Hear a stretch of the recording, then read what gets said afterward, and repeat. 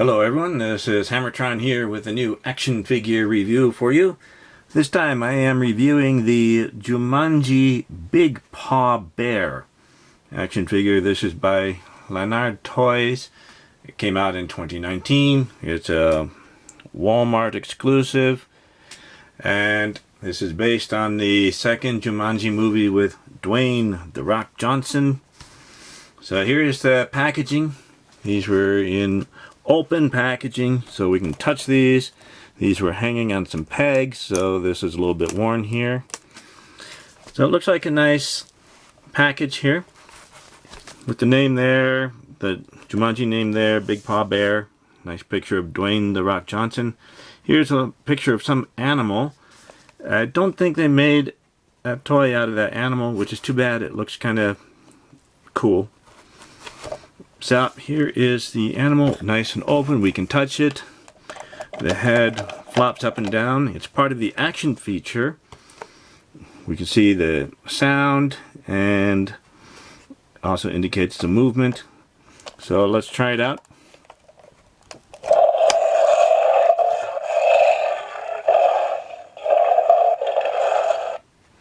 It sounds scary. Here's the top of the package. Here is the bottom of the package. They tell us what batteries to use. They give us warnings to not submerge this in water. Here is one side of the packaging. Nice picture there. Here is the other side. Looks good. Here is the back. Gives us some information about Jumanji here. Here's a cross cell showing the other toys in this particular series. There's some information about Lanard toys both in Hong Kong and the UK. Along the bottom is some information. 2019 Columbia Pictures. So I will take this out of the package and review the action figure in just a moment.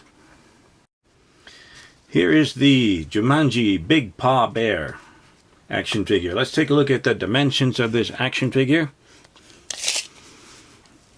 Looks like from the hind leg at the heel and to the nose, it's about 8¼ inches long. And at the widest point, looks like it's about 2½ inches wide. And up to the little hump at the back, on the back there, looks like it's about maybe 4½ inches tall. So based on the dimensions, it's just a little bit bigger than the big cats from Jumanji that I've already reviewed. And I would expect it to be bigger. Bears are generally bigger, or can be bigger, than big cats. Although there are some bears that are smaller. Now this bear, I'm not exactly sure what kind it's supposed to be. I kind of think it's like a black bear, but the color of the fur is wrong here for a black bear. It should be either black or very dark brown. Some of them can be a little bit lighter, but the main reason I think it might be like a black bear is the snout here has kind of a bright sandy color.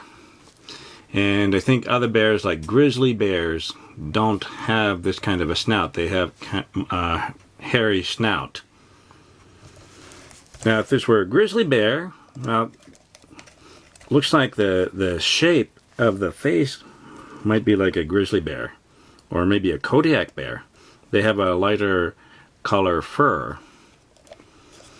But looking at the claws there, those claws are pretty big. I like the claws. They're not too sharp, but they're pretty big. So that might be like a grizzly bear. Grizzly bears have very long claws and black bears don't. So even the hind legs have claws. So I think they've combined a couple of features of different bears to make this beast. So they've done a nice job on the paws here and the bottoms of the feet. So a lot of details there, very nice. And they've sculpted fur around it, and they've put in some wrinkles of the flesh to make it look like it's moving. So very nice. Nice big ears. And a nice big nose. And some details in the mouth there. Some sharp teeth and a tongue. Looks nice. If we look at the bottom here, looks like they've sculpted some fur there, but they didn't paint it. There's the belly. We can see where we can put in the batteries, and then some holes for the sound to come out.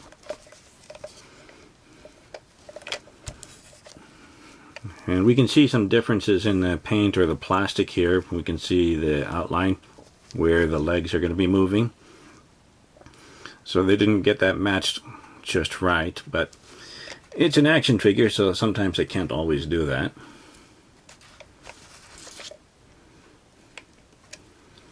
Looks nice. Let's take a look at the articulation. So the jaw does open and close. Now this did have a little rubber band wrapped around the ear and the lower jaw. Now I haven't really touched this in a year or so that I've had this, so the joint hasn't had a chance to wear out, but eventually it might. We will see. So the jaw opens and closes. The head can move, but it's part of the action feature, so it's not going to stay up, which is too bad. It would be nice to be able to pose the head. And the leg, the front leg can move only that much, and back that much, so barely at all, which is very disappointing because of the pose of this paw. I'd like to be able to put it up more so it's threatening some other action figure character. Same thing with this one.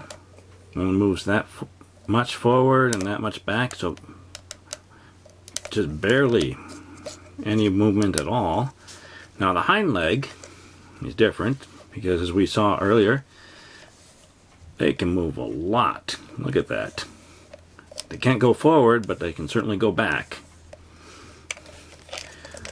This one cannot go forward very much, just a little bit, but can go back much more. So these are a bit loose, I think, so eventually it's going to wear out. But let's see, can we get him to stand? Now we have to line up the feet so that the flat part is on the surface here. And let's pull this back a little bit.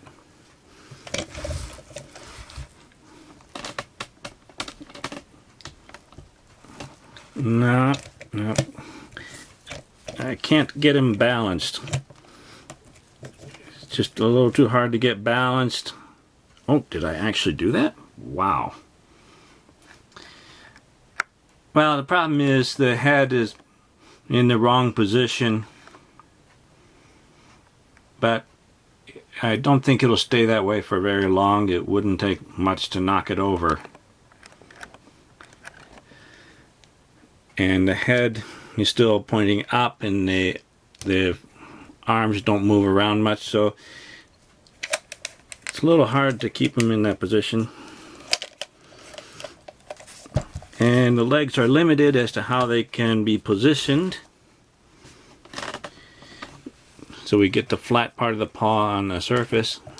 And this one, we can try to pick it up, but then it wobbles too much. So this leg is needed. It needs to be touching the ground for it to be stable. So I'm a little bit disappointed about that. But other than some of the problems with the posability and you know, getting the head positioned so it looks nice in a standing position where it's standing on the hind legs, other than that, it's a really nice looking action figure. Let's compare this with some other action figures. Here's the Adventurer from the Animal Planet set. At 4 inches. He's maybe a bit short. Now if this were something like a cave bear, some cave bears were very big, so it might scale accurately with a prehistoric mammal, but modern day bears, I don't think they are quite this big. Here is a Fortnite 4-inch action figure. Looks nice together. And a Fortnite Legendary Series 6-inch action figure. Scales together very nicely. Now, some grizzly bears are quite large and are almost as tall as a 6-foot tall person at the shoulder, so it's a bit small depending on what kind of bear you want this to represent. As a black bear or maybe a smaller grizzly bear, I think it'll scale together very nicely. And the Power Rangers Lightning Collection Mighty Morphin White Ranger 6-inch action figure. Goes together nicely. And the Marvel Legends 6-inch action figure, Mr. Fantastic. Goes together very nicely there. And from Mattel, Masters of the Universe Masterverse He-Man action figure. So he is bigger, and this would represent a smaller bear compared to He-Man. So much too small for it to be a full-size grizzly bear, but good enough to be maybe a young grizzly bear or a strangely colored black bear. The HammerTron Sledgehammer rating is, I think it's an okay action figure. I'm a little bit disappointed about the lack of articulation in the forearms and with the head. It is limited to the particular kind of action figure with the action feature and the lower price of about $10 or so. So I can see why there would be some limitation. So it limits what we can do in a display or how nice we can make it look like it's attacking something. But other than that, I think it's very nice as a background action figure in a diorama or display.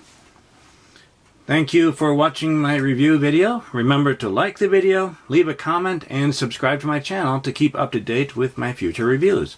I'll see you next time. Goodbye, everyone.